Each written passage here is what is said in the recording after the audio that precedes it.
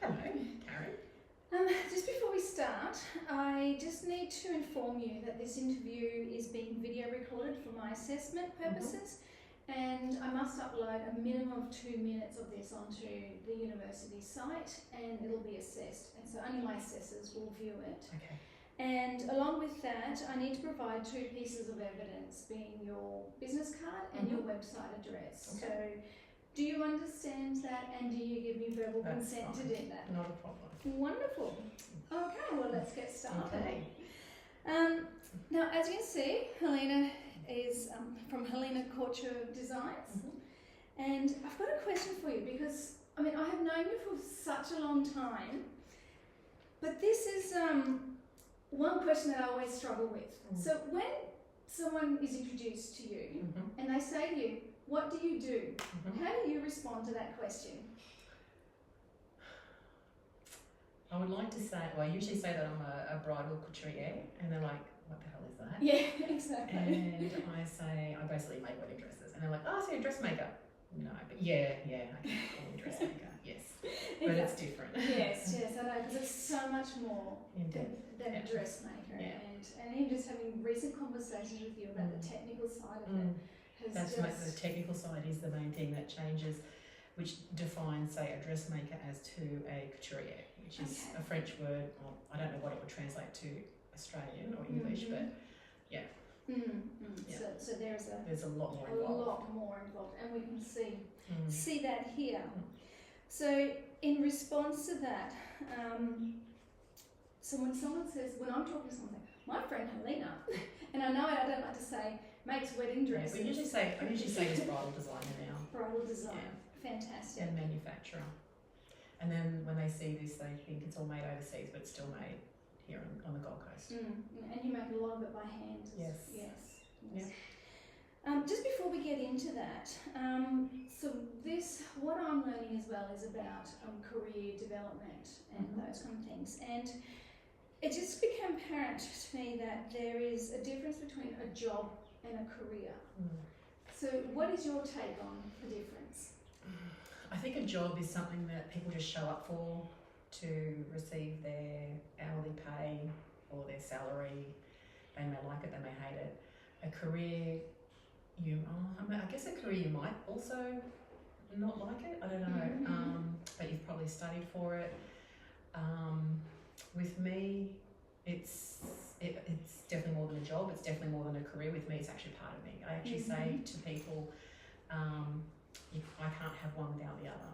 So it's definitely a career for me. I went down this career path, I studied for it, it's been something that I knew I was going to do. I didn't realise I was going to go into this field. I thought I was going to go commercial. Started commercial and then decided I loved the intricacy and the minimal people contact, but still people contact with bridal and high-end finishes and never having to do the same thing twice. Oh wow, fantastic. So I'd love to explore that a little bit more. I just have one more question before we get into that, is what in your opinion makes a person a professional?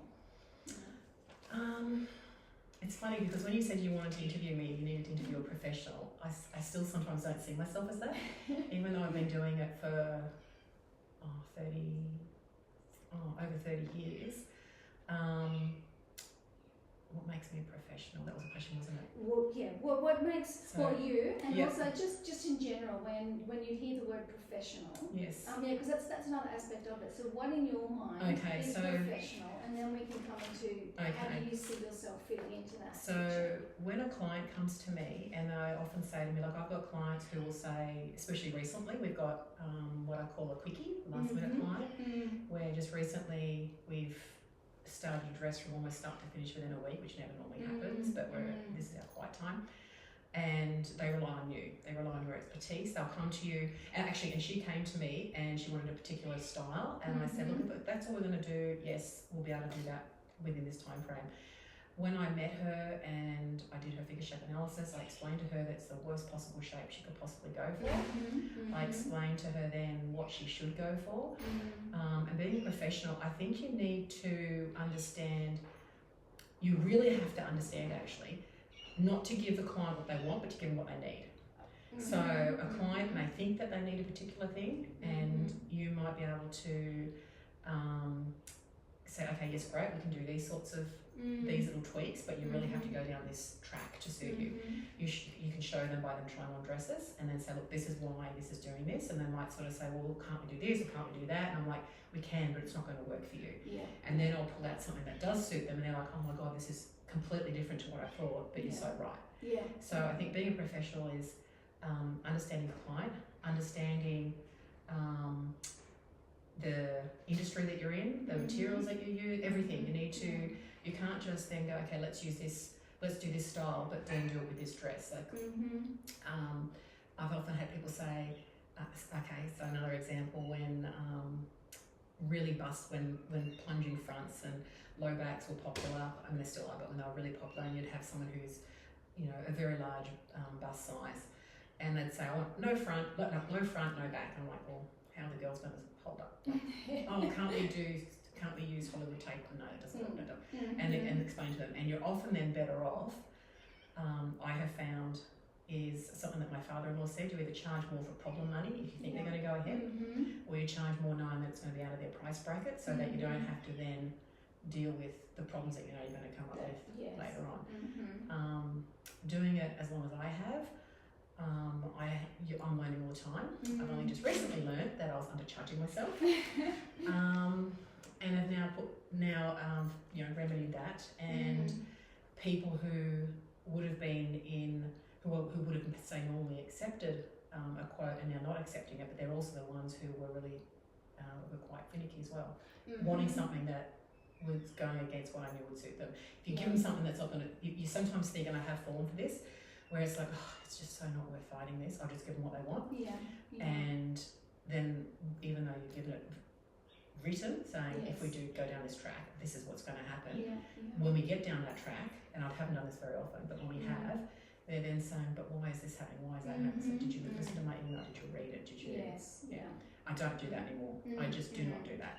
So what I really like when you said you give the client what they need, not necessarily what they want, and that relates back to your skills and your ability, and also your experience to know what that is. So when they come to you as a professional, they're coming to you for your knowledge and the application, not just having that knowledge, but the application of that knowledge. Yes. And then also, like how you said, you're still learning. As Always a professional, learning. Continually learning. Which is fantastic. I love it. I love learning. Like every day, and even though, you know, a female figure is this, but you can still do so many things, and then different fashion. Whether it, you know, when I actually studied fashion, everything had to be perfect and spot on, and now everything's like, then it became quite deconstructed. Now it's quite, now things are like see-through, you know, it always evolves. I love it. So it's constantly evolving and just staying with that.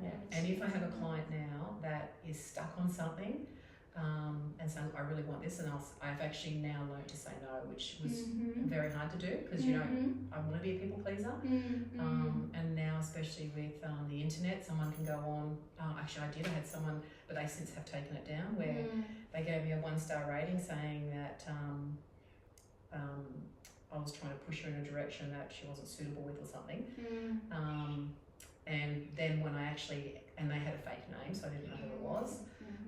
So I sat down and answered it, and once I answered all of the things that they had discredited me on, about 2 or 3 weeks later it came off.